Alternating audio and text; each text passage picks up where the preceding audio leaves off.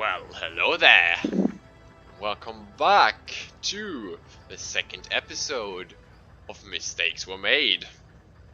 Now, this episode is going to be a slight bit special, seeing as I'm actually going to redeem myself for the two, little spoiler, mistakes I'm going to be making this game.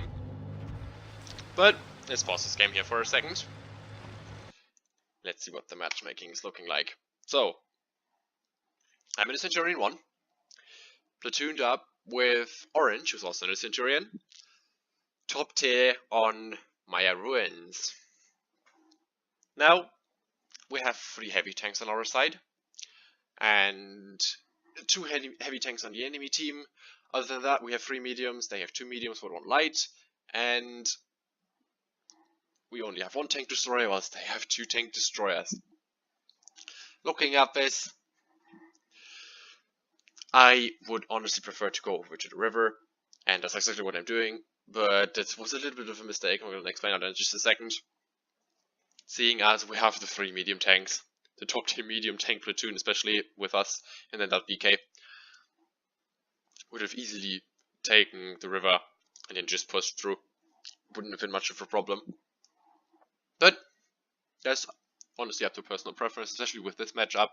We could have very well gone over into the city, but you might have noticed already that that's exactly what the team has decided to do. Just, of course, me being an absolute idiot and maybe or maybe not being in a voice call with some other people over on Discord and not paying attention to the game the first 30 seconds of the game itself, which is always, like, the first 30 seconds of a World of Tanks match are probably the most important ones, right? Everything decides in the first 30 seconds, so you really have to be paying attention then. And I fucked up, went over to the wrong side, and we're now alone over here against the entire enemy team. And I noticed that way before they got spotted and told Orange to get the fuck out of there. I'm still going to pay for it with around about half my HP. Orange is going to lose around about a quarter of his HP, which, I mean, yeah, that's a great start to a game, right? It's an absolute great start to this game. But I've realized my mistake, and now Orange and me are pushing up with our team into the city. And at the same time, we've also spotted the entire enemy team, so I guess it wasn't all terrible, though I would still consider it to be a giant misplay. But I've already said there are going to be 2 misplays in this game. The second one being much worse than the first one now here. Now, regarding that situation, that could have gone 2 ways. We've already seen the outcome.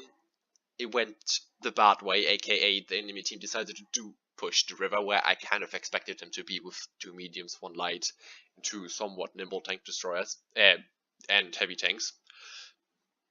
But that could have also very well ended in the enemy team going over into the city, and in that case we could have flanked them with 2 top tier medium tanks. That wouldn't have been much of a problem. It would have been a fun game, but it didn't happen. So I'm now here with Orange in the city. Orange took the middle path into the city, I took the left-hand side path into the city. I'm being pursued by a T-23 E2 and an aimless, whilst the enemy team, they're probably going to come flanking into the town here, whilst the enemy team are holding this very defensive position up that hill right there in the back where that IS-5 and the Borsig is. Then the Mod 1 hasn't been spotted yet, but I'm reasonably sure from what I've seen so far from this game, he's most likely going to be sitting one of those channels there. So I'm not worrying about him. But that's not the point here. You can already see the AC-101 M1 pinging in chat that we should hold the town, and this is one of the ways we could do this. We could either hold the town, defend off the flanking enemy vehicles, and then just either sheer push them by numbers, seeing that they've lost a large quantity of their team then, or just wait it out in the town in general. Like the safe bet here to win this game, and just wait for them to come to us instead of chasing out. But there's also a second method of doing this. We could now all form up and spear push out, maybe over here, and try to lob ourselves and take this defensive position of the enemy team. But of course, this is a very risky strategy, and in this early stage of the game, it's like no point in doing that. So I would go with the opinion of just SU-101 and just hold the city, which is exactly what you're going to see me do here. As you can see, I'm just waiting here on the left hand side. I'm expecting the flankers to come over, try to get a shot on the boss. Like that didn't happen. Meet up with Orange in the middle of the city, and then we immediately turn around. The Mod 1 is exactly where I expected him to be. Then we immediately turn around here because I know that the T-23 is coming and the Nameless is coming. Bossix taking pot shots at the VK here. We tried to save him, but I mean, that was a bit fruitless. So he goes down. And we're just defending off this flank here. But there's some development on the other side of the map. And here you can see the second misplay of this game. The misplay has probably lost us this game. Our team has decided to go with the secondary strategy to win this game. That is to heavily push the defensive position of the enemy team, whilst two of the team members are occupied with flanking. So you can take out the T-23 E2 here and the Nameless from an equation, so we only have to fight against the T-49 and WoT the boss again an IS-5 with a Centurion platoon, a T-34, Tiger II and an IS. We would have had absolutely no problem just quick pushing this line and just absolutely chasing them out of there, and then we would have had a flipped situation. But of course, I would honestly say that holding this spot and just killing them out of there and then just chasing down the remainder of the enemy team is a valid strategy of winning this game, right? But I'm occupied with cleaning up the flank here and do not look at the minimap, so I don't notice that our team, that the three remaining heavy tanks, decided to push out into the field. So what ended up happening is, whilst me and Orange defend off this Nameless in T-23 E3, which we are going to successfully do, the spoiler here, our team completely falls to the practically entire force of the enemy team here by just fruitlessly trying to push a very defensive position here on this map. And of course, without the top tier medium tank platoon, there was really no way this could go any other way, right? That was doomed from the start. So by me not looking at the minimap and not noticing that our team was actually making a push here, we kind of throw this game. So now, let me pause this again. That IS is completely caught out in the open in front of a Borsig T-49 and an IS-5. There's no way he's going to survive that. He is going to go down relatively soon.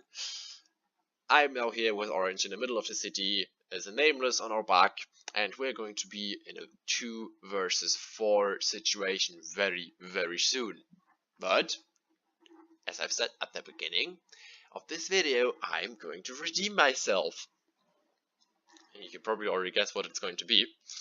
But let's just watch what happens. So first of all, we have to get rid of this Nameless as quick as possible before that IS goes down. And yes, that SU-100M is right. I wasn't looking at the minimap, so yes, you could say that we were pussies. We should have pushed out with the enemy, with our team there, but we didn't do it. So I get really lucky at setting a fire on the Nameless, doing over 400 damage, and then Orange fires them and puts another fire on them. That was ridiculously lucky there, practically killing that thing in 3 shots. And now we have to deal with the T-49 coming around the corner. I try. But first of all, there's a Borsig. Yeah, let's kill it. Yeah, he was just a 2-shot. So we just very swiftly reduced this 2 versus 4 into a 2 versus 2, and that was a very important moment right there. Just a little miniature strategizing here. The T-49, I've just seen him drive to roundabout here, right? And I went up to the corner, poked around it, and didn't spot anything. I didn't even proxy anything. But I took a hit from something. 400 damage. That tells me that the IS-5, that has 400 alpha damage, is probably sitting around the ball here in those bushes back there, seeing as I've also not spotted him. Probably even behind the bushes. And seeing as I've not spotted the T-49, as he was just there around that corner, I have seen him literally 30 seconds earlier, and I did not spot him going around that corner. the T-49 is probably looping around this mount right here, trying to get a shot into either my or Orange's ass here.